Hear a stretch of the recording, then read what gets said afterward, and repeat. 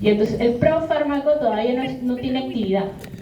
Para que tenga actividad, que tiene que transformarse, se tiene que metabolizar. Y esa metabolización se puede dar en diferentes lados, pero principalmente se da en el hígado.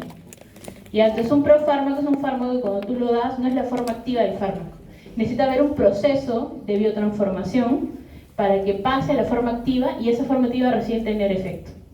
¿Sí? Entonces, los profármacos normalmente tienen que llegar a la circulación, llegar al hígado, activarse y recién van a hacer efecto. Demora mucho más en tener un inicio de efecto. ¿Ya? Entonces, en los profármacos, los metabolitos del fármaco son los que tienen el efecto farmacológico. ¿Sí? Bien, ahora, esto es más o menos lo que les estaba hablando acerca de las posibilidades que tiene. Si es hidrosoluble el fármaco y polar, normalmente directamente se va a excretar en la orina. Pero si es hidrosoluble y poco polar, lo que va a hacer aumentar la polaridad es el proceso de conjugación. El proceso de conjugación es un proceso de fase 2 y se va a excretar en la orina. Si es un fármaco liposoluble, tiene dos vías: o ir a una fase 2 o ir a una fase 1 de metabolismo. O ir a las dos. ¿Eso qué quiere decir? Que el metabolismo puede tener tiene fase 1 y fase 2, pero un fármaco puede tener solo fase 1, puede tener solo fase 2 o puede tener las dos. Ya no es necesario que tenga siempre las dos o que tenga una sola. ¿Sí? Entonces, los procesos de metabolismo de fase 1 son oxidación, reducción e hidrólisis. Los de fase 2 son de conjugación. Una vez que terminan cualquiera de las dos fases o las dos, es que se van a poder excretar en la orina. Y luego tienes otro grupo de fármacos que son los menos, que son poco biotransformables. O se eliminan por la bilis o simplemente se retienen. Y así se retiene causa toxicidad, como por ejemplo el plomo. ¿Sí? Está en ese grupo de poco biotransformable. Entonces, les había hablado que hay procesos de fase 1 y procesos de fase 2. Generalmente la fase 1 pasa en el retículo endoplasmático de la célula. ¿De qué célula? Del hepatocito. ¿Sí? En el hepatocito están produciéndose la biotransformación. Y los de fase 2 pasan al citosol. Ahora, los de fase 1 que habíamos dicho, oxidación, reducción e hidrólisis, son los principales. Pero dentro de cada uno hay diferentes formas de procesos bioquímicos. Todo eso lo deben haber aprendido en bioquímica. No es necesario que se aprendan cada uno así específico, pero sí los principales, que son oxidación, reducción e hidrólisis. ¿Sí? Y los de fase 2 son procesos de conjugación.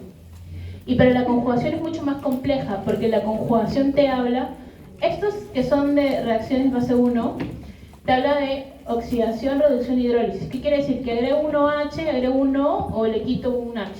¿No es cierto? Reducción e hidrólisis. Pero estos de aquí, de conjugación, te hablan de coger una molécula y agregarla a la molécula del fármaco. O sea, estás juntando dos moléculas y haciendo una molécula. Por eso se llama conjugación. ¿Y qué cosa le agregas? Bueno, le agrego un grupo glucurónido para la glucuronidación. Le agrego un grupo acetilo, le agrego un glutatión, un sulfato. Hago metilación mediante azufre, oxígeno, nitrógeno, o hago transulfuración con dos azufres. ¿No es cierto? Entonces, son diferentes procesos a los que estamos viendo aquí. Por eso, estos de fase 2 son mucho más complejos y hacen que el peso molecular aumente. Y por ende también va a aumentar la polaridad. ¿Dónde están los procesos de biotransformación? Principalmente en el hígado, pero no de forma exclusiva. ¿Qué quiere decir esto? Que estos procesos también se pueden dar en otros tejidos, como por ejemplo en el intestino. Después del hígado, el más frecuente es intestino, pero el riñón también puede metabolizar fármaco, el pulmón, las glándulas suprarrenales, el cerebro y la piel. Entonces, si yo coloco un fármaco en la piel, no quiere decir que ese fármaco recién se vaya a metabolizar cuando llegue al hígado, porque el efecto es local y la piel es la que se va a encargar de degradar al fármaco. ¿Sí? Entonces, ¿por qué? Porque todos estos procesos de fase están hechos por enzimas que están intracelulares. ¿Sí? ¿En dónde están? En el retículo endoplasmático y en el citosol. ¿Sí? Bien, principalmente ¿de quién? Del hígado, pero también del intestino, el riñón, el pulmón. En mucho menor proporción, pero también lo hacen. El principal siempre va a ser el hígado. El principal órgano de la biotransformación es el hígado. Ya.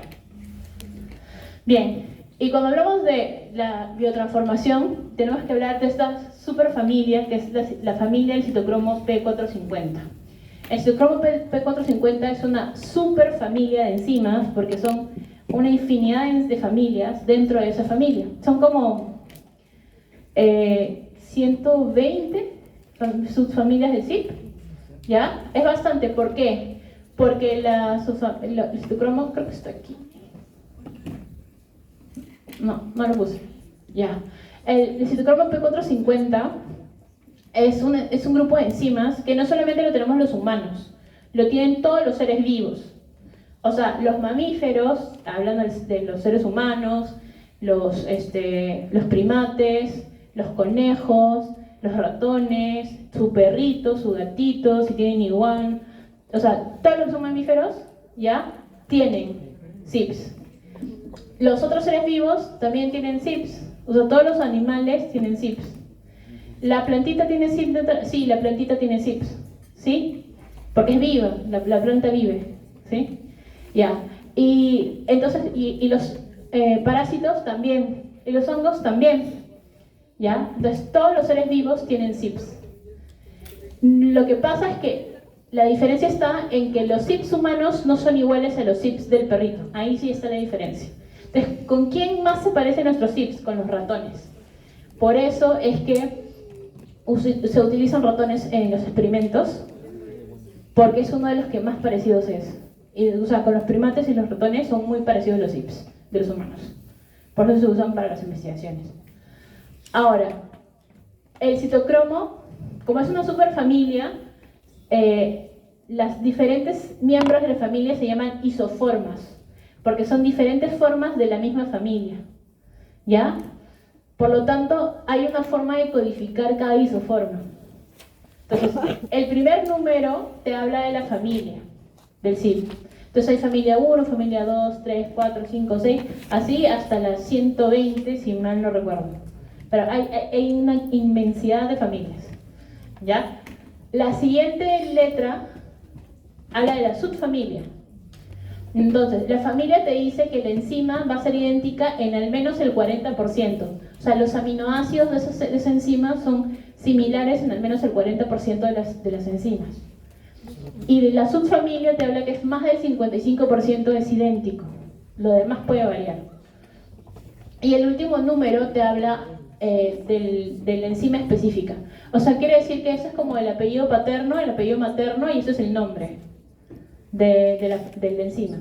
Entonces una enzima tiene su primer número, que es la familia, el siguiente letra, que es la subfamilia, y la siguiente número, que es el nombre específico de la enzima. Entonces si hablamos de la CYP2A6, es el nombre específico. Esa es la isoforma del CYP2A6. ¿Sí? También pueden encontrar en los textos asterisco 1 y una letra. Eso te habla de una variante genética, ya de un polimorfismo. Ya, un polimorfismo es una variante genética de un gen que codifica a la enzima, ¿sí? O sea, al final codifica a la misma CYP2D6, pero a una CYP2D6 distinta, ¿ya? Ahora vamos a hablar de los polimorfismos y de las variantes genéticas.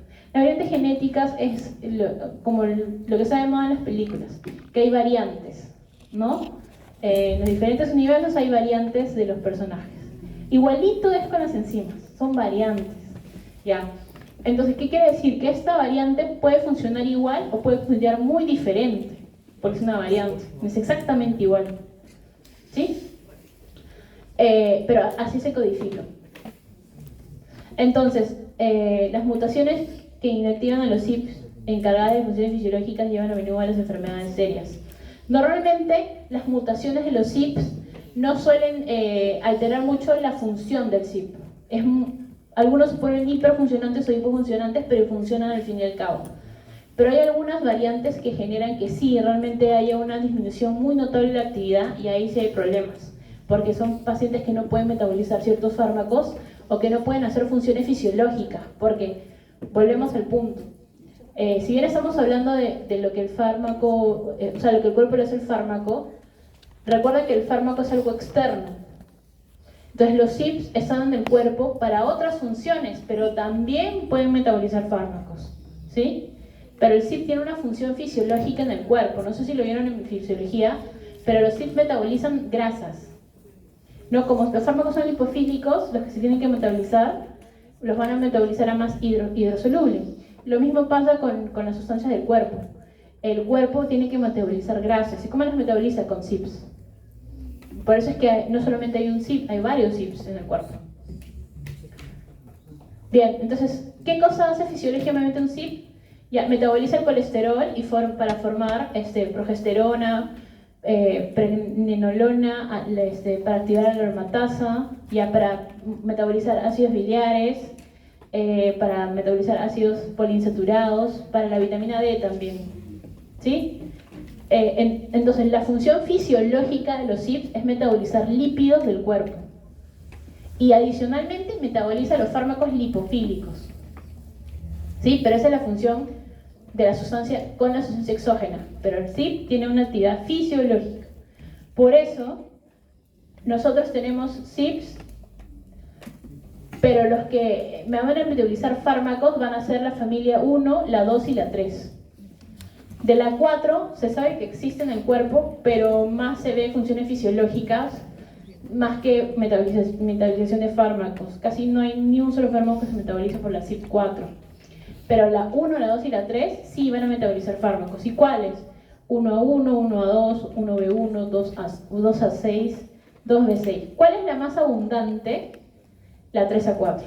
La 3A4 es la más abundante y es la que mayor cantidad de fármacos metaboliza.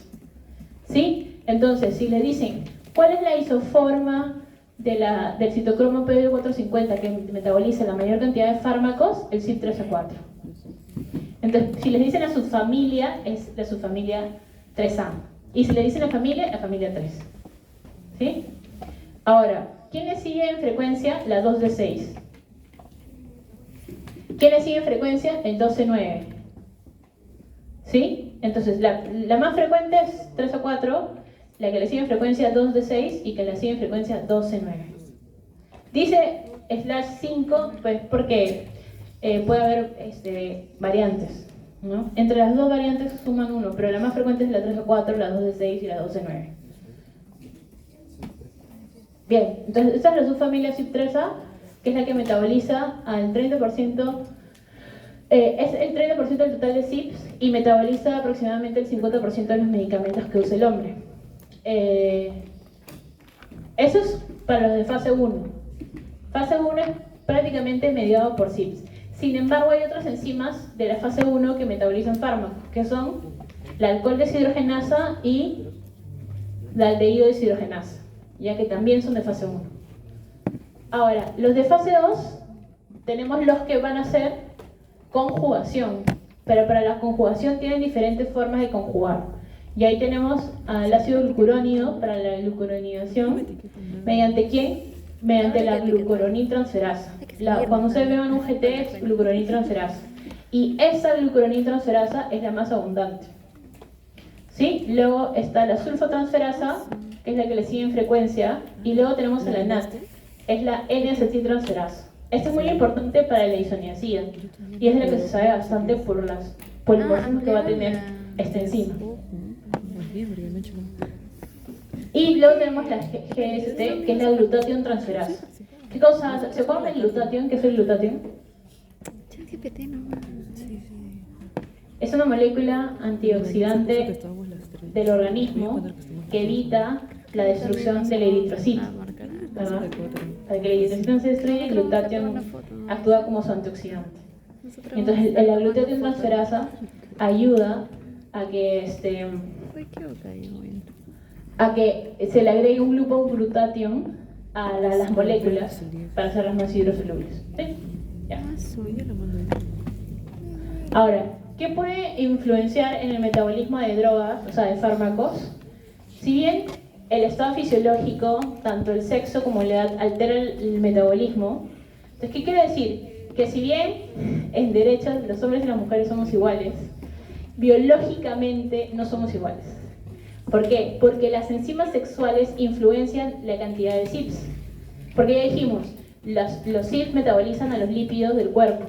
¿Y qué lípidos tenemos? Hormonas, ¿sí? Hormonas sexuales. Por lo tanto, hay CYPs que están relacionados directamente a la actividad de hormonas sexuales. Entonces, ¿vamos a metabolizar igual? No, porque las hormonas sexuales femeninas son diferentes a las masculinas. Entonces, biológicamente, el metabolismo de ciertos fármacos se puede haber alterado. ¿Qué CYPs? El 1A2 principalmente, que justo metaboliza fármacos que tienen que ver con los antidepresivos y antipsicóticos, ¿ya? Que tienen acción en el sistema nervioso central. Entonces, las mujeres que toman antidepresivos no metabolizan igual que los varones que toman antidepresivos, ¿ya? Lo mismo pasa con el café. La cafeína también se metaboliza con esos CYPs. Y otro factor es la edad. Un niño recién nacido y alguno de ustedes no metaboliza igual, ¿no? No, ¿por qué? Porque el recién nacido es prácticamente agua y ustedes no son agua, ¿no? Ustedes tienen menor porcentaje de agua que un recién nacido. ¿Y ustedes metabolizan igual que un adulto mayor de 80 años? Tampoco, porque la fisiología está disminuida por el fenómeno de envejecimiento o senescencia, ¿ya? Entonces, el sexo y la edad va a alterar el metabolismo de fármacos. Los factores ambientales, básicamente lo que tiene que ver con contaminación, puede alterar ciertos fármacos, puede hacer que se altere, sobre todo los inhalados, los que tienen que ver con la piel, ¿sí? Y las condiciones patológicas. ¿A qué se refiere eso? Hemos hablado de dos órganos principales. Uno es el hígado, ¿no? La parte gastrointestinal, y falta el otro órgano que es el riñón, que por ahí lo hemos mencionado, pero también es importante. Entonces, si los órganos principales que tienen que ver con la farmacocinética están alterados, van a metabolizar distinto. Principalmente si el hígado está enfermo, no van a metabolizar igual que un hígado sano. ¿Sí? Bien. Aparte de eso, que es ya, por así decirlo, básico y lo vamos a discutir en práctica, están otros fenómenos que se llaman inducción enzimática, inhibición enzimática y polimorfismo genético. ¿Por qué? Porque hemos visto que la biotransformación me habla de enzimas. O sea, me habla de proteínas que hacen un trabajo enzimático para transformar. Pero estas enzimas pueden tener fenómenos de inducción enzimática, de inhibición enzimática, e incluso como son enzimas, como son proteínas, pueden tener polimorfismos genéticos. ¿Sí? Y hablamos del polimorfismo, son variantes. Ahora les voy a explicar con mayor detenimiento qué es un polimorfismo. Hablamos de inducción enzimática. La inducción enzimática nos habla de que las enzimas del CYP y algunas transferasas, como la glutatión y la glucuroniltransferasa, pueden ser inducidas, porque como son enzimas, son proteínas, se pueden inducir. Ya, ¿alguien se acuerda qué es inducción enzimática de bioquímica? Ya han visto cómo he repasado anato, fisio, bioquímica, química. De verdad no me acuerdo. Biología por ahí. Fármaco es un curso integrador, chicos. Por eso lo llevan en sexto ciclo. Con las fijas, eso no es. La inducción enzimática.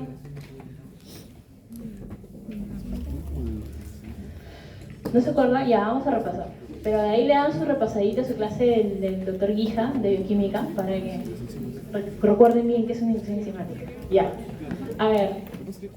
Una inducción enzimática es un proceso que es dosis dependiente. ¿Qué quiere decir? Que a mayor cantidad de fármaco, mayor inducción voy a tener. ¿Por qué? Porque la inducción enzimática es provocada por un fármaco. Hay un fármaco que va a ser el causante de todo, que es el fármaco inductor. ¿Sí? El fármaco inductor va a causar el proceso de inducción enzimática. Y es un proceso dosis dependiente porque va a hacer que aumente la inducción en relación a la cantidad de dosis. Si doy más dosis, mayor inducción.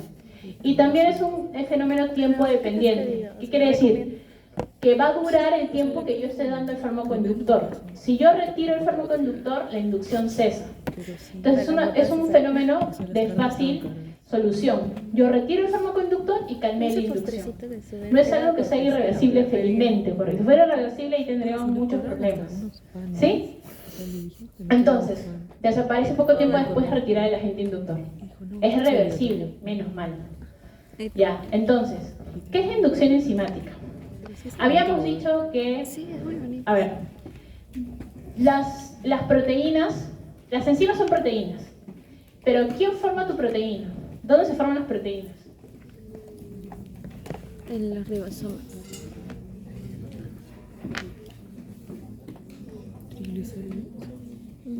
Ribosoma. A ver, chicos, ¿dónde son las proteínas? En el ribosoma, muy bien, en el ribosoma. Entonces, pero ¿quién le da la receta para saber cómo preparar esa proteína al ribosoma? El ADN. ¿Dónde está guardado tu recetario? En el núcleo. En el ADN. Entonces, tu recetario de todas tus proteínas es el ADN. Y tu gen es la receta, ¿no? El gen que traduce esa proteína es tu receta. Ya, pero como la cocina peruana es muy rica en sabores, así también son los polimorfismos. ¿Ya? Porque si a ti te gusta el ceviche más picante o menos picante, o con más limón, o con menos cebolla o más cebolla, ¿ya? Igualitos son los polimorfismos. ¿Ya? Hacen de que tu plato, o sea, tu proteína sea la misma, o sea, tu ceviche sea el mismo, es ceviche, pero este ceviche tiene más limón. O sea, esta enzima tiene algo más. ¿Sí? Por eso hablan de variantes en los polimorfismos. Pero la inducción enzimática es un proceso distinto, porque la inducción no cambia la calidad de la proteína, sigue siendo la misma. ¿Qué es lo que hace? Réplicas. La inducción es producción en masa. ¿Sí? Es algo distinto la inducción al polimorfismo. ¿Ya? Entonces, si te hablan de inducción enzimática, ¿quién tendría que activarse para que haya inducción enzimática? El ADN, ¿verdad? ¿Y dónde está guardado tu ADN? ¿En dónde? En el núcleo. Entonces, los fármacos inductores son fármacos que van a poder llegar ¿a dónde? Al núcleo. Entonces, recuerden que pueden atravesar la membrana, el fármaco, y meterse a la célula. Ya, entonces, estos fármacos inductores van a actuar con receptores nucleares. ¿Sí? ¿Qué son receptores nucleares? Receptores, proteínas que están en la membrana nuclear. Al activar el receptor en la membrana nuclear, tenemos este tipo de receptores. Los receptores nucleares antes se llamaban receptores huérfanos, porque nadie sabía cómo se llamaban. Pero algunos ya tienen nombre, como por ejemplo el RXR, que es el receptor X de retinoide.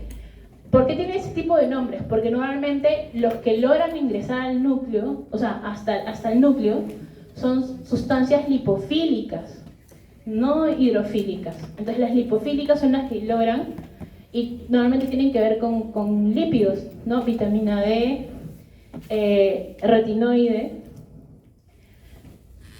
Y entonces todos estos son receptores nucleares. Y este es el ligando. ¿Qué quiere decir? Que son fármacos que van a poder llegar al receptor nuclear y activarlo. Y como es núcleo, cuando un receptor nuclear se activa, normalmente activa ¿qué? Factores de transcripción. ¿Para qué? Para que ese ADN comience a leerse y pueda hacer que el ribosoma cree la proteína. Entonces, una inducción enzimática es, si yo normalmente produzco 10 enzimas por hora, lo que hace el inductor es decir, ya no quiero 10, quiero 1000, y hace que se cree mayor cantidad de enzima. ¿Ya? Y si en lugar de tener 10 enzimas disponibles para hacer el trabajo, ahora tengo 1000 enzimas, voy a metabolizar más rápido o más lento. Más rápido. No, si en lugar de tener 10 manos para hacer el trabajo, ahora tengo 1000 manos para hacer el trabajo, voy a terminar mi trabajo más rápido o más lento. Más rápido, obviamente, y ahora tengo 10 enzimas, 1000 trabajadores en lugar de 10. Ya, voy a terminar el trabajo mucho más rápido.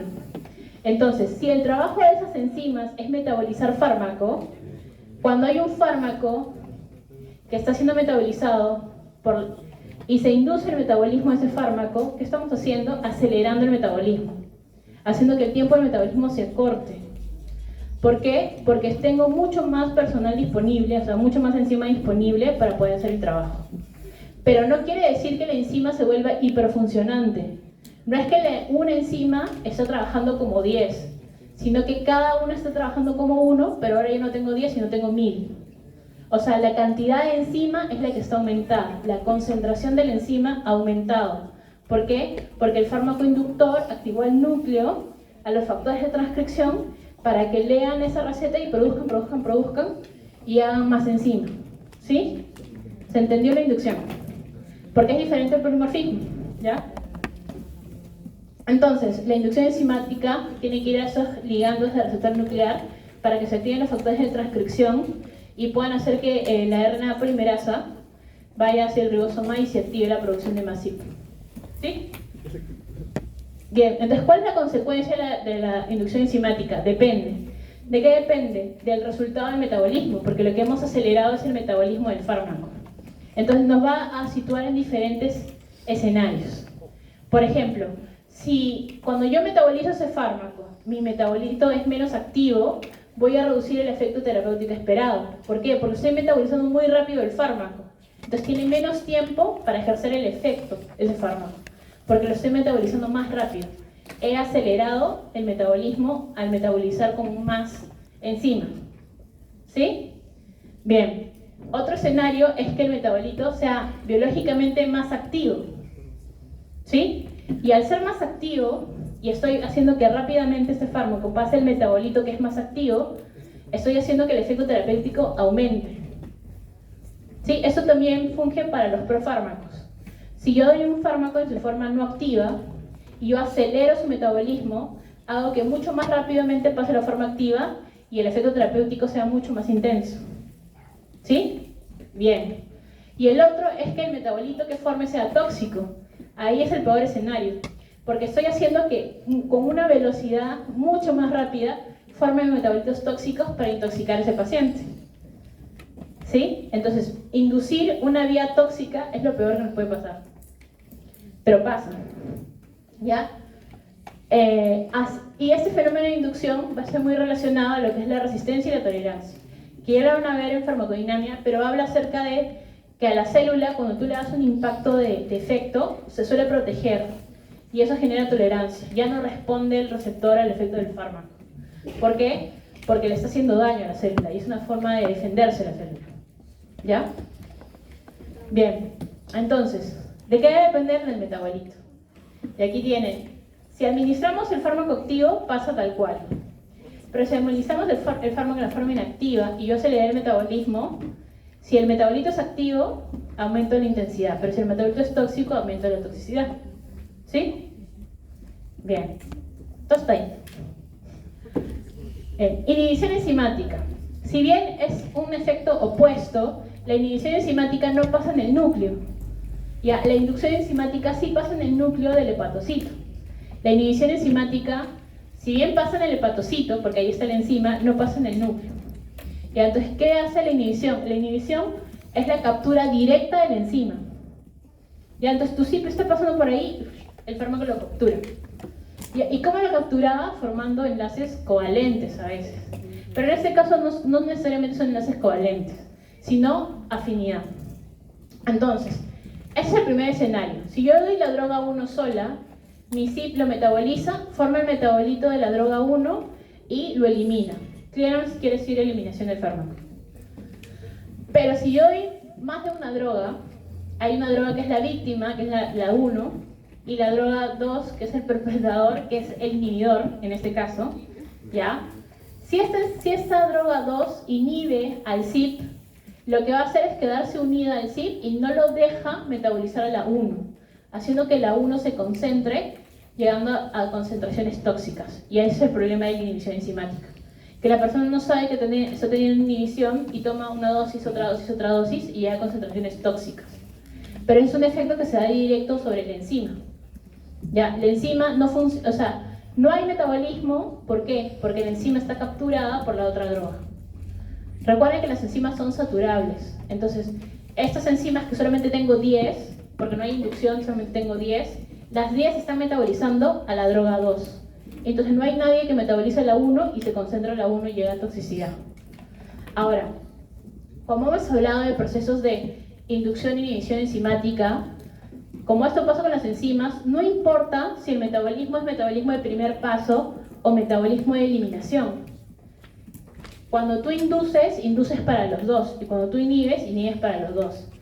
Doctor, entonces quiere decir que si doy un fármaco inhibidor, ¿puede inhibir el metabolismo en primer paso y también el metabolismo de eliminación? Sí. Que si doy un fármaco inductor, ¿puede inducir el del primer paso como el de eliminación? Sí. porque las enzimas van a ser las mismas, porque es el mismo hígado, ¿verdad? Solo lo que diferencia un metabolismo de primer paso de eliminación es el momento en que se da. El de primer paso es en la absorción y el de eliminación es después de la distribución. ¿Sí? Ya. Entonces, si estamos con ese concepto, ¿qué habíamos dicho que es esto? Esta gráfica XY, ¿cómo se llamaba? Curva de concentración plasmática, en el que el eje X es tiempo de administración y el eje Y es concentración del fármaco en plasma, ¿verdad? Ya. Esto van a tener que hacerlo en práctica, así que acuérdense bien esto. Tienen que armar sus gráficas de concentración plasmática. Entonces, cuando yo doy el fármaco solo, por vía oral, se va a absorber y luego se va a eliminar. Ya se va a metabolizar y se va a excretar. Ahora, si este fármaco tiene metabolismo de primer paso, va a hacer que la concentración que se absorbe va a ser mucho menos porque la biodisponibilidad es mucho menor. No, si el metabolismo de primer paso es de 80% del fármaco, la biodisponibilidad va a ser del 20%. ¿Sí? Si doy un fármaco inhibidor, como puede inhibir tanto el de primer paso como el de eliminación, se va a absorber mucho más si es que tiene metabolismo de primer paso intenso. Porque el metabolismo de primer paso está inhibido, entonces se está absorbiendo todo el fármaco. ¿Sí? Y la eliminación también está inhibido, está disminuido, va a hacer que se concentre mucho más. ¿Sí? Generando toxicidad del fármaco. ¿Se entendió eso también? ¿Sí? Ya. Entonces, si es un profármaco y necesita el metabolismo, o sea, necesita la enzima para activarse, y la enzima está inhibida, nunca se va a activar. Entonces, ¿qué vamos a tener? No vamos a tener efecto farmacológico. Pero si es un fármaco, su forma activa, entonces si es profármaco, la inhibición enzimática hace que no haya efecto, no se activó el fármaco. Este es un ejemplo para que sepan que un fármaco, un CYP puede tener inhibidor, inductor y sustrato en simultáneo. ¿Ya? Por ejemplo, los sustratos, o sea, las sustancias que son metabolizadas por el CYP1A2 es diazepam, haloperidol, metadona, mirtazapina, olanzapina, ondansetron, paracetamol. Una gran cantidad de fármacos es metabolizada por este CYP. ¿Ya? Pero este CYP puede ser inhibido por todos estos fármacos y puede ser inducido por estos fármacos.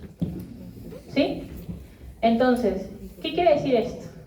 Que se tiene que memorizar cada fármaco con cada inhibidor, inductor y en sustrato. Podría decirles que sí, pero no. Ya. Lo que tienen que saber son los inductores e inhibidores más conocidos. Eso sí, de cajón, que sepan que el fenobarbital es un potente inductor, que los inhibidores de bomba son inductores y que hay inhibidores como el ciprofloxacino, la eritromicina, esos también son conocidos. O sea, los más conocidos se los tienen que aprender. No queda de otra, pero los más conocidos. No se tienen que aprender todos y cada uno de los sustratos, inductores e inhibidores. ¿Qué sí tienen que saber? Que existe la interacción. Eso sí tienen que saber. Tienen que saber qué es una inhibición y qué es una inducción. Por eso lo van a ver en seminario. ¿Ya? Eso a detalle lo van a ver en seminario. Revísenlo bien. Si tienen dudas, aclárenlas ahí con sus profesores en el seminario. ¿Por qué? Porque esta es la interacción más frecuente que hay a nivel farmacológico. Tienen un paciente que llega con síntomas y no parece ningún problema de patología. Dice que, pero qué raro, pero tiene estos síntomas, esta patología, tiene esto de esta otra, tiene esto de esta otra. Entonces, ¿cuál es? Y al final no es otra cosa más que una intoxicación por un inhibidor enzimático. Es una intoxicación farmacológica. ¿Y por qué se dio? Porque le dieron, o sea, es un adulto mayor que tiene polifarmacia y le dan como 8 fármacos y entre los 8 la probabilidad de que haya interacción es casi del 100%. ¿Sí? Cuando pasas de 4 fármacos, la probabilidad de que haya interacción es casi del 100%. Entre ellos. Entonces, ¿qué tiene que saber? Buscar la patología. Sospechar de que hay inducción, sospechar de que hay inhibición. ¿No será que este fármaco está causando todo esto? A ver, vamos a revisar si entre sus 8 fármacos hay una interacción. ¿Y cómo lo revisan? Hay software especializados que te ayudan a buscar las interacciones. ¿Como cuál, doctora? Como el UpToDate, y como el UpToDate tiene el lexicon, y el mismo ClinicalCare te habla de las interacciones entre un fármaco y otro. ¿Sí? O sea, tienen dónde buscar, todas las herramientas están ahí, para que simplemente las utilicen. ¿Ya? Ahora, el polimorfismo genético. Ya hablamos que la inducción lo que hace es aumentar la concentración del fármaco, pero no modifica la actividad. O sea, ¿qué quiere decir? Que ese fármaco metaboliza uno, siempre va a metabolizar a uno. Y como son ahora una mayor cantidad, metaboliza más rápido, pero es porque son mayor cantidad de enzimas. En cambio, el polimorfismo genético lo que hace es lo que les mencioné, variantes. Y una variante puede ser hiperfuncionante o hipofuncionante. Cuando hablamos de hipofuncionante es, si esta enzima normalmente metaboliza 2 y se vuelve hiperfuncionante, ahora en el mismo tiempo metaboliza 10, porque es hiperfuncionante. Pero si esta enzima metabolizaba 2, ahora en el mismo tiempo metaboliza 1, porque es hipofuncionante. ¿Sí? Es la misma enzima, pero ha modificado su actividad. ¿Por qué? Porque es una variante de la enzima, no es exactamente igual, es una variante. Ya, entonces, cuando hay polimorfismo genético, ¿cómo nos vamos a dar cuenta? Porque le das el mismo fármaco a varios sujetos por la misma vía y por la misma dosis y deberías esperar que el metabolismo sea similar, o sea, que las variantes farmacocinéticas sean iguales. Pero ¿qué pasa? Hay diferentes tiempos de vida media y hay diferente biodisponibilidad. El ABC sale bajo la curva, que es habla de biodisponibilidad. Entonces, cuando hay polimorfismos genéticos vamos a ver diferencias en el tiempo de vida media y en diferencias en la biodisponibilidad del fármaco. ¿Por qué? Porque al alterar la capacidad de metabolizar, altero la cantidad del fármaco en el plasma y altero el tiempo en el que lo hace, que es el tiempo de vida media. ¿Sí? De la N-acetilación. La N-acetiltransferasa metaboliza la isoniazida. ¿Qué pasa? La isoniazida, ustedes lo recuerdan en salud pública, que es un fármaco para la TBC. ¿Sí? Ya. Entonces, pero seguro aprendieron en salud pública que el tratamiento de esquema 1 es un tratamiento estándar, para todos igualito. Pero eso es bajo el concepto de que todos metabolizan igual. Pero ya sabemos que no todos metabolizan igual. Es más, la isoniazida se metaboliza por la N-acetiltransferasa y la N-acetiltransferasa puede tener polimorfismos y tener una N-acetiltransferasa tipo 2. Entonces, ¿qué va a pasar? Que si un paciente que tiene TB metaboliza más rápido, la isoniazida va a tener menos tiempo de efecto y por ende no va a decir, falla el tratamiento. En cambio, si es un paciente que metaboliza más lento y le das la misma dosis, va a ser toxicidad. Y dice, qué raro, si le estoy dando la dosis que no debería causar toxicidad, pero a ese paciente le causó toxicidad.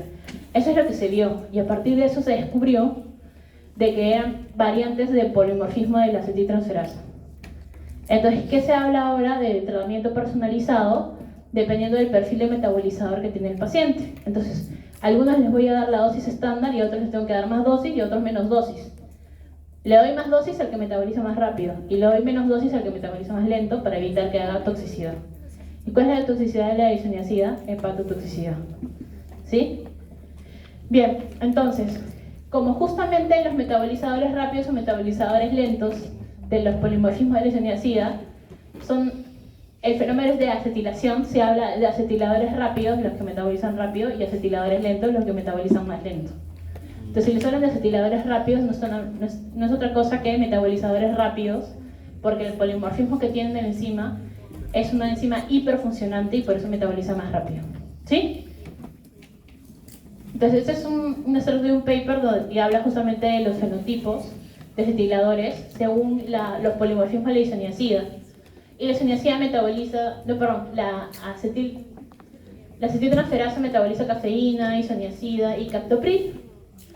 Y justamente estos polimorfismos hacen que se altere el metabolismo de estos fármacos. Ya, y finalmente excreción. ¿Nos quedan 3 minutos? Ya, creo que sí la hago.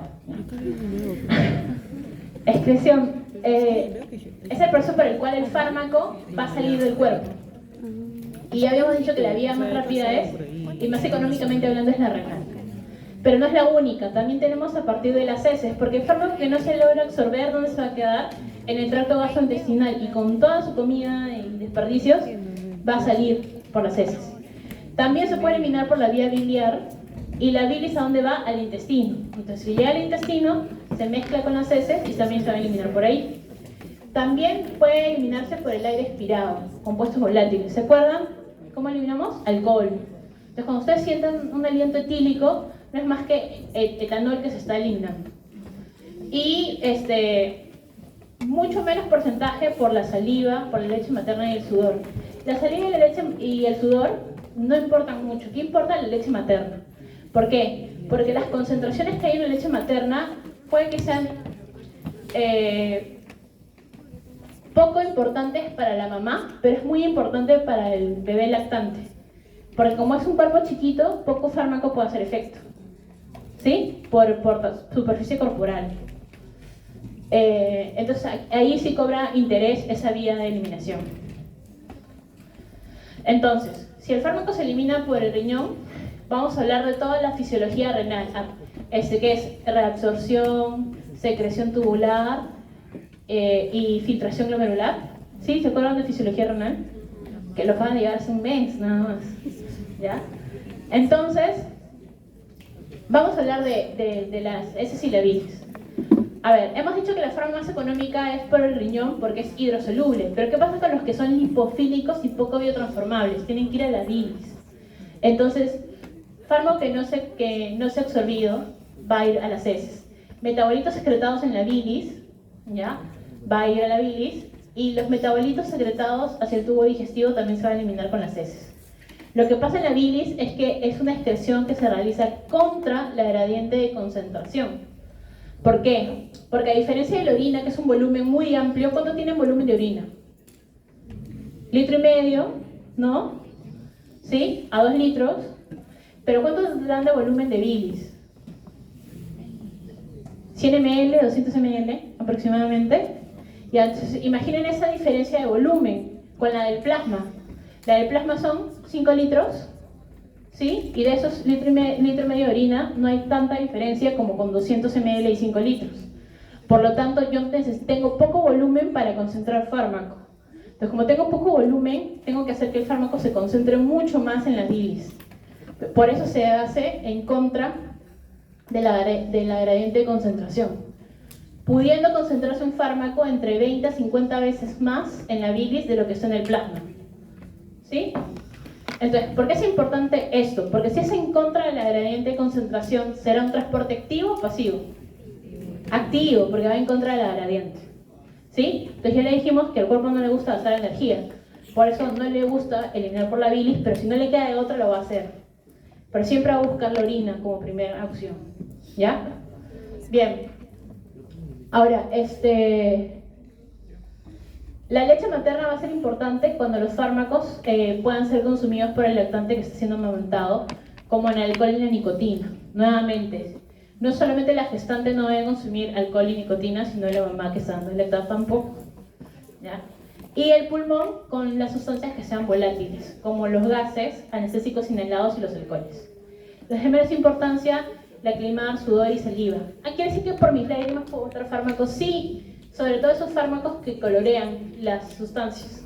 Por ejemplo, la fenazopirina es un analgésico de las vías urinarias, que cuando tienen dolor al miccionar, la cistitis, la famosa cistitis, toman fenazopirina, el piridium, no sé si han escuchado. Ya. Entonces, toman eso y la orina se va a colorear a rojo, anaranjado. Entonces, estoy sangrando orina. No, es el fármaco que está haciendo que tenga ese color, no es sangre. Estoy sudando rojo, mis lágrimas están rojas, estoy llorando sangre. No, es el fármaco que ha tenido tus lágrimas de rojo. Ya, no es otra cosa. Ahora, la excreción renal. Para la excreción renal tenemos que acordarnos de qué, de la fisiología renal. En la fisiología renal ustedes aprendieron que un fármaco, que cualquier sustancia se filtra en el riñón. Luego hay otro fenómeno de secreción tubular y la reabsorción tubular. Y al final lo que se elimina es lo que se filtra más lo que se secreta menos lo que se reabsorbe. ¿Sí? Ya, entonces, ¿qué es el fenómeno de filtración glomerular? El fármaco atraviesa el glomérulo, no llega por la arteriola aferente, atraviesa el glomérulo y se filtra. El glomérulo es como un colador. Entonces va a filtrar cosas sí y cosas no. O sea, cosas que pasan y cosas que no pasan, ¿verdad? ¿Qué no debería pasar por el glomérulo? Las proteínas no deberían pasar. Entonces, si en el plasma está viajando el fármaco con una proteína transportadora plasmática, ¿se filtrará o no? No. Entonces, ¿qué es lo que sí se filtra? El fármaco libre. El no fijado no se filtra. ¿Sí? Si está fijado a proteína, no se filtra. En cambio, si el fármaco está libre, o sea, no fijado, va a poder filtrarse. Pero si está unido a proteína, no se va a filtrar. ¿Sí? ¿Quedó claro? ¿Sí? Entonces, si tengo un fármaco que su porcentaje de unión a proteínas es alto, se va a eliminar más lentamente, porque la capacidad de liberarse de la proteína es mucho más lento. ¿Sí? Bien. Ahora, si el fármaco no se filtra, ¿quiere decir que no lo puedo eliminar? No, porque hay otro proceso que se llama secreción tubular. ¿Por qué dice activa? Porque es un transporte activo. Se da mediante transportadores de membrana.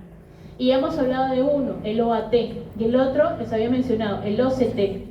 Entonces, el OAT y el OCT son transportadores de membrana que van a meter al fármaco al túbulo. O sea, del capilar periotubular va a ir al túbulo. ¿Para qué? Para que se pueda eliminar en la orina. Pero eso es gasto energético, transporte activo. Eso no le gusta al cuerpo. Y para terminar, si se filtró y todo está en el lumen urinario, ¿se va a quedar ahí y ya no regresa? No, porque se reabsorbe el sodio, se reabsorbe la glucosa. Al igual que se reabsorben los nutrientes, el fármaco también se puede reabsorber. ¿Por qué? Porque cuando se filtra, por gradiente de concentración va a ir donde hay más a donde hay menos. ¿Sí? Entonces, si va a haber mucho en la orina, va a querer regresar a la sangre donde hay menos. Ahora, la reabsorción tubular es pasiva, va en favor de la gradiente de concentración, pero recuerden que los fármacos son sustancias químicas que se pueden ionizar y pueden formar aniones y cationes. ¿Y cuál es la forma que atraviesa la membrana? La no ionizada. Entonces, si yo modifico el pH urinario y hago que haya menos forma no ionizada, esa forma ya no se reabsorbe. Eso se llama atrapamiento iónico. ¿Por qué? Porque modifiqué el pH urinario. ¿Sí? El pH urinario es importante para el fenómeno de reabsorción. Bien. Es una gráfica donde vamos a resumir todo lo que les acabo de decir. Entonces, fíjense, este fármaco es la molécula del fármaco, libre. Libre por la vida desde la arteriola aferente. Ya llega el glomérulo y como está libre se filtra. El que está unido a proteína no se filtra. Ya, ese que está unido a proteína no se filtra. El que se filtra es el libre. Ah, ya muy bien, se filtró el fármaco libre. Sin embargo, este que está unido a proteína luego se puede secretar por el fenómeno de secreción tubular, sí. ¿Mediante quién? Mediante los transportadores de membrana, que son el OAT y el OCT. Al ser transportadores son saturables. También, así como se saturan para la absorción, para la distribución, también se satura en la secreción tubular, en la excreción del fármaco. Entonces, este fármaco que está con proteína, suelta la proteína, se va con el transportador y se mete al túbulo. Y de ahí hay otro fenómeno de reabsorción tubular, donde el fármaco va a regresar al capilar por gradiente de concentración. ¿De qué depende? De la liposolubilidad del fármaco, o sea, estar en la forma no ionizada, que era la forma más liposoluble del fármaco, y del pH urinario, dependiendo del pKa del fármaco. Si yo acidifico la orina, los fármacos ácidos van a estar no ionizados y se van a reabsorber. Entonces, si yo tengo un fármaco ácido y quiero que se excrete más rápido, ¿qué tendría que hacer? Alcalinizar la orina para que se ionice más. En cambio, si mi fármaco es básico y yo quiero que se excrete más, yo tengo que acidificar la orina. ¿Y cómo hago eso, doctora? ¿Cómo creen que alcalinizamos la orina? No, ¿cómo alcalinizamos la orina? ¿Cuál es el principal alcalinizador que tenemos? El bicarbonato de sodio. Le podemos dar bicarbonato endovenoso a un paciente claro, bicarbonato de sodio endovenoso y ya está. ¿Ya? Y así, y como eso el plasma llega a la sangre, alcalinizamos la orina. ¿Ya? ¿Y cómo acidificamos? Con hidrogeniones, no exactamente con hidrogeniones, porque ahí sí tenemos problemas. No le vas a dar hidrogeniones endovenosos a alguien. Pero ¿qué sí le puedes dar y que está muy de moda dar endovenoso? Suero, no. ¿Qué es lo más ácido que han comido ustedes? Vitamina ¿Limón? C. Ya, ¿y qué tiene limón? Vitamina C. El ácido ascórbico es el que le da la capacidad de acidez. Entonces, ¿le puedo dar vitamina C endovenosa? Sí, la cantidad de gente que se pone vitamina C endovenosa actualmente y no toma en consideración si está tomando fármacos. ¿Ya? ¿Por qué? Porque si acidifican la orina y es un fármaco básico, lo que van a hacer es eliminar el fármaco más rápidamente. ¿Sí? Ya. Entonces, ¿qué factores igual modifican la eliminación? La edad. No es lo mismo un prematuro a un recién nacido. Un prematuro y recién nacido a un adulto mayor. El embarazo aumenta la tasa de filtración glomerular. Y las patologías que alteran la función renal y la albúmina.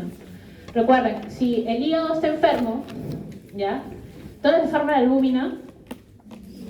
En el hígado se forma la albúmina, pero el hígado está enfermo. ¿Va a tener suficiente albúmina? No. Entonces, si tengo menos albúmina, ¿voy a tener menos proteínas plasmáticas? Sí, y por lo tanto, si tengo menos proteínas plasmáticas, ¿voy a tener más fármaco libre o más unido a proteína?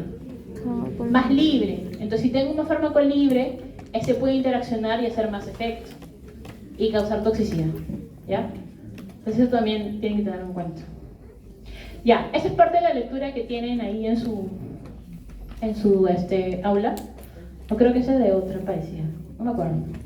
Ya. Ah, no, esta es otra parecida. Que habla acerca de los niños y la farmacología.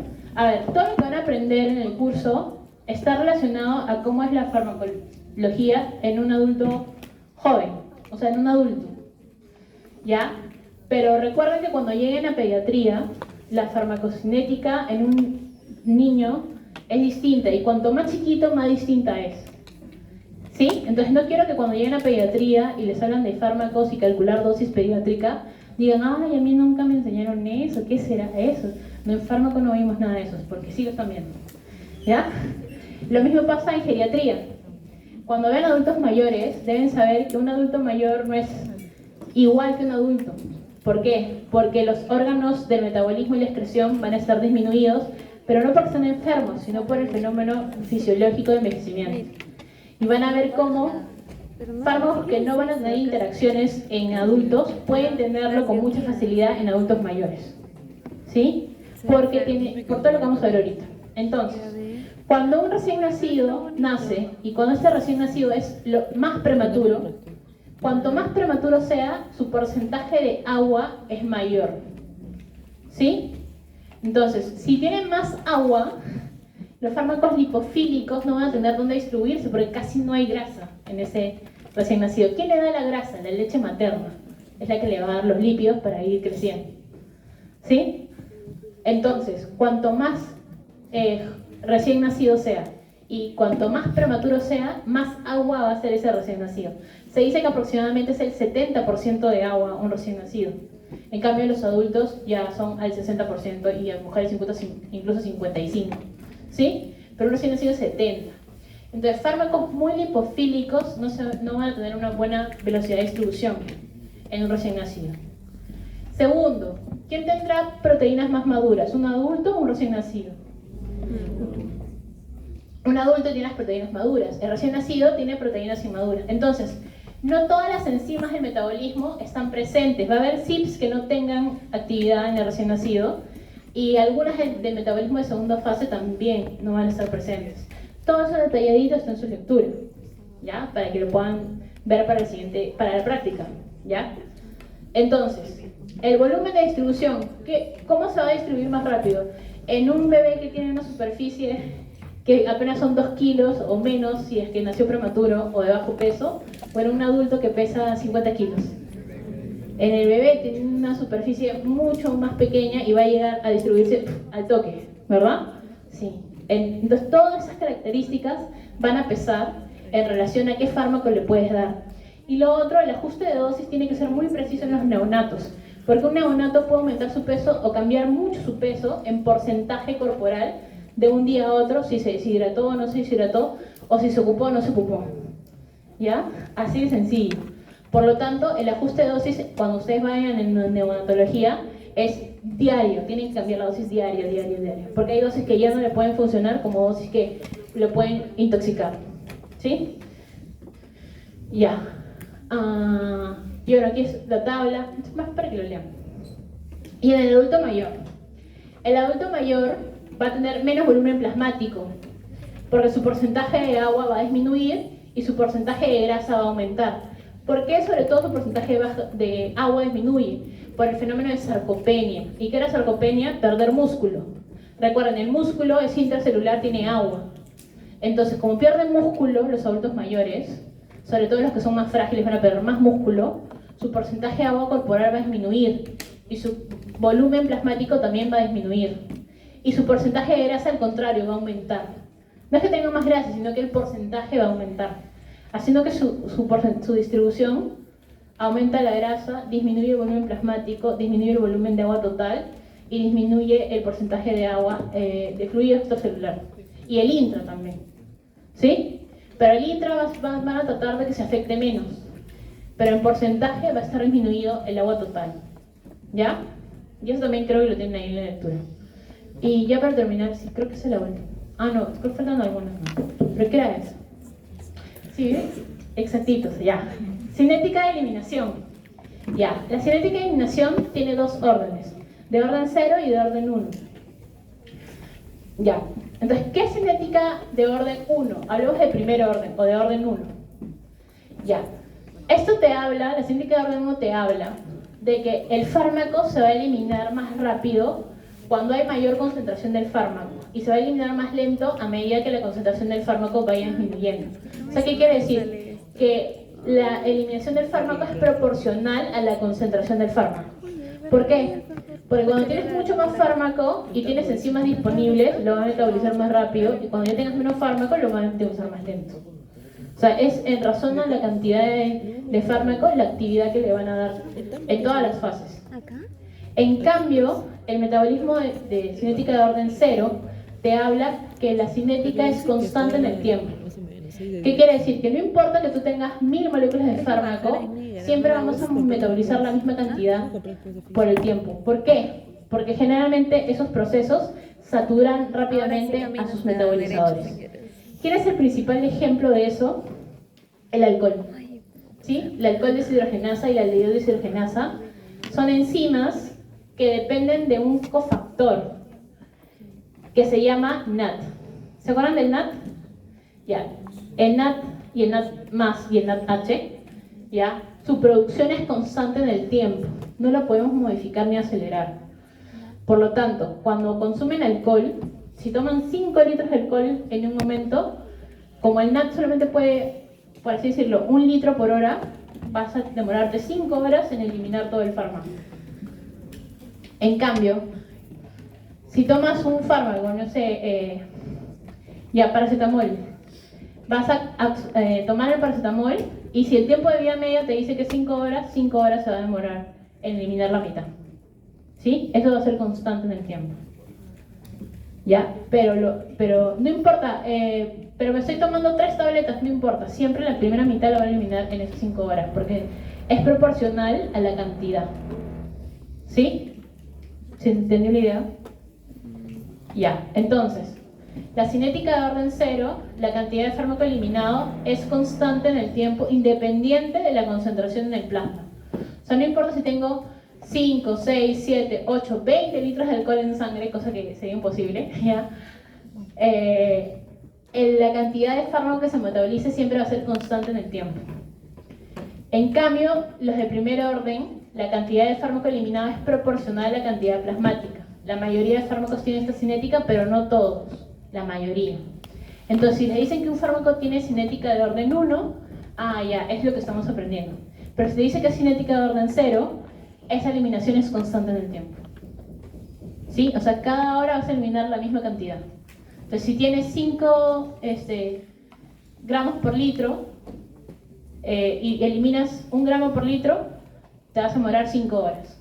En cambio, si tu cinética de eliminación de primer orden te dice que el tiempo de vida media son 5 horas, ¿cuánto tiempo te demoras en eliminar todo el fármaco?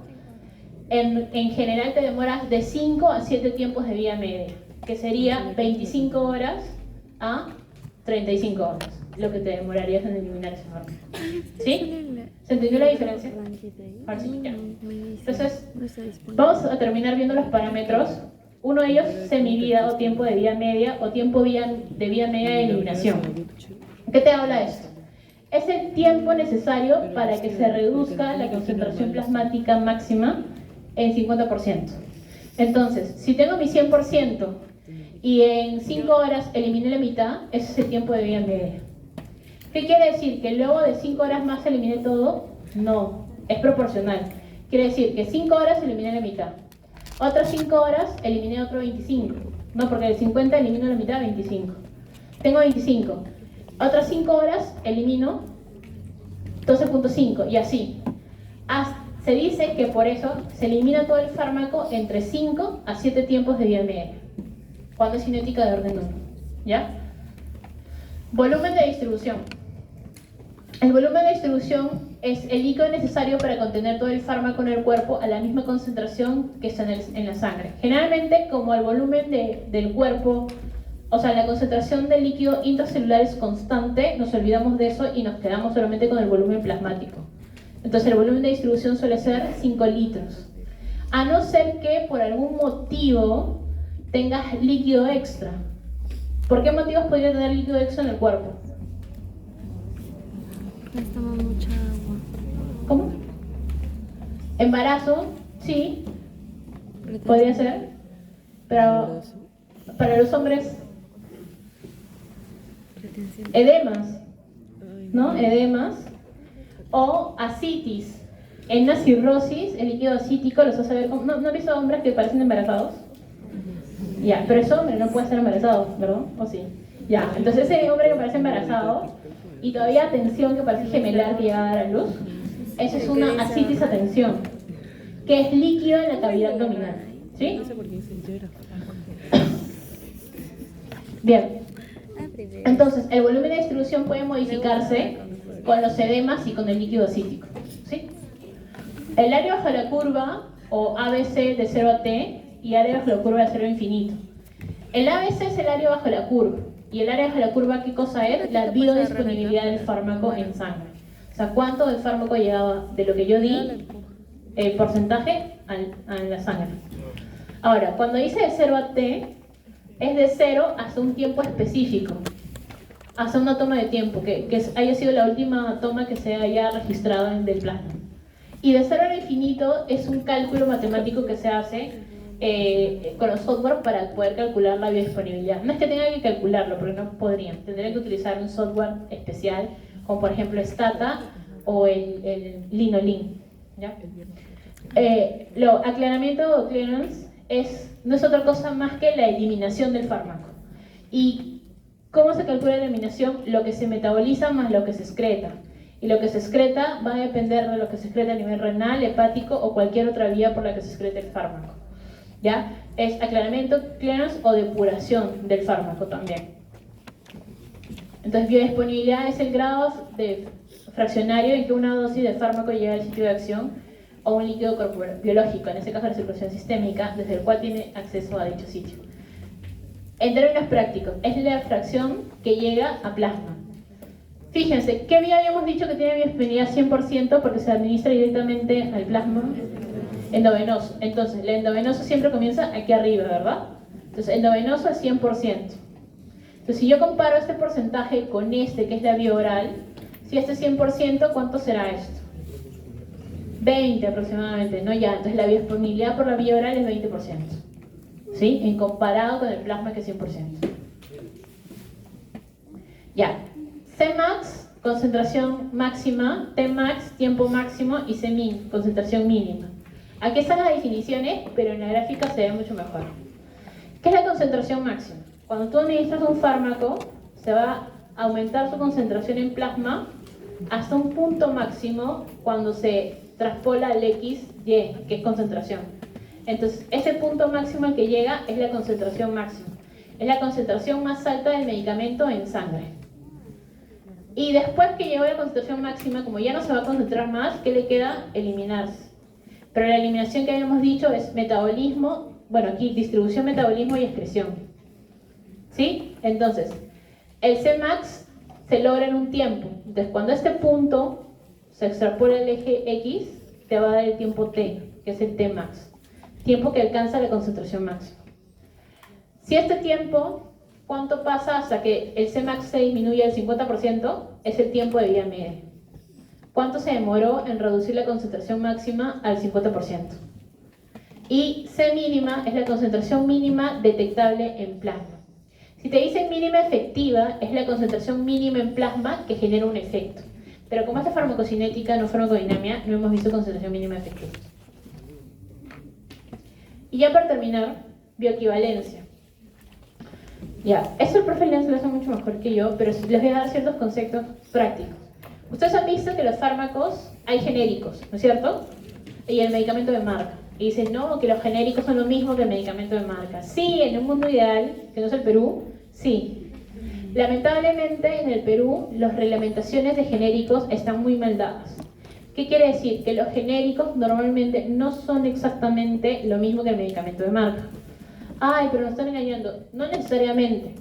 ¿Por qué? Porque las regulaciones se basan con estudios hechos en el extranjero, no acá. Pero ya saben que la variabilidad genética influye mucho en los fármacos. Entonces, no necesariamente un fármaco que se haya trabajado en Estados Unidos va a funcionar igual acá.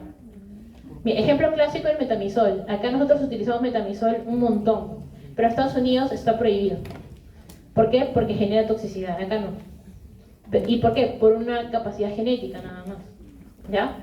Entonces, por esas razones genéticas no podemos establecer que un fármaco funcione con esas pruebas hechas en el extranjero. Deberían ser pruebas hechas acá. Sin embargo, la legislación y con la pandemia suspendió todo eso de las pruebas de bioequivalencia. Entonces, ¿qué te dice la bioequivalencia? Te dice que la farmacéutica, cuando genera su fármaco, tiene la patente, tiene la receta, tiene todos los derechos. Pero cuando libera la patente, lo que hace con las demás farmacéuticas es, te vendo la receta, ¿no? O sea, ya mi receta está libre. Tú puedes seguir al pie de la letra, pero recuerden que cada chef tiene sus secretitos, ¿no? De cómo te va a salir así a la perfección. Esos secretitos no se los dan. ¿Ya? Entonces le dan la receta, ya es el principio activo y todo, ya puedes comercializarlo, pero no le das secretitos de cómo es la mejor disolución, cómo es la mejor presentación, cómo se absorbe mejor, porque todo eso se lo guardo. Entonces, el medicamento, para ser bioequivalente, para el genérico ser bioequivalente, tiene que demostrar que va a poder contener la misma cantidad del fármaco, del principio activo en plasma, que el original, en las mismas condiciones. Si demuestra eso, es bioequivalente y por eso sí es un verdadero genérico. Pero como la mayoría de genéricos que venden acá no tiene ese tipo de estudio, usan estudios hechos en el extranjero, no pueden ratificarte eso, o sea, no te pueden certificar eso, que realmente son iguales. Hay algunos que tienen biosección y que se pueden hacer con equivalencia in vitro, pero esos son los menos, ¿sí? Es más, acá en el Perú tenemos genéricos de marca. ¿Qué quiere decir? Que mi farmacéutica le pone una marca amoxidal, ya, y es amoxicilina, pero de marca. No, sigue siendo genérico, pero es un genérico con marca, ¿ya? Entonces, ¿cuáles son medicamentos verdaderos de marca? Los que el laboratorio tuvo la patente, o sea, el medicamento original de la patente. Eso sí no es verdadero de marca. Ahora, ¿esto en qué afecta? En la mayoría de fármacos no afecta mucho, excepto en ciertos fármacos como por ejemplo antihipertensivos, inhibidores de bomba y antidepresivos también. Antihipertensivos, antidepresivos e incluso he visto en antidiabéticos. Por ejemplo, la metformina, ¿conocen la metformina? Ya, es un medicamento para la diabetes, ¿no? Pero este medicamento de marca es el glucofage, así, glucophage, glucofage, ya no sé ya. Entonces, ese es de Roche, ¿ya? Entonces, lo que yo he visto en pacientes es que le das el genérico de salud y le produce un montón de efectos adversos, que generalmente son gastrointestinales, náuseas, dolor abdominal, diarrea. Pero le das el de marca y los efectos adversos son mucho menores o no se dan. ¿Y cuál es el misterio? Este es el de marca y este es el medicamento genérico. Entonces, cuando tienen un paciente que hace muchos efectos adversos con el genérico, le recomiendan el de marca y van a ver que va a reducir mucho los efectos adversos. Es más, incluso Roche tiene una presentación de liberación prolongada, cosa que no tiene el genérico. ¿Sí? Sin embargo, costo-beneficio, vas a preferir un genérico, porque el principio activo lo vas a tener. De repente, lo que tienes que hacer es adecuar la terapéutica a ese tipo de genérico en ese paciente.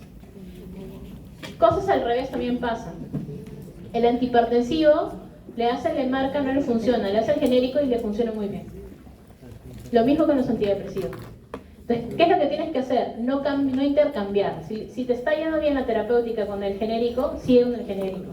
Pero no le vayas a cambiar al de marca de golpe porque le puedes causar que le varíe todo, ¿no? Porque esa dosis está ajustada con el genérico o esa dosis está ajustada en el de marca.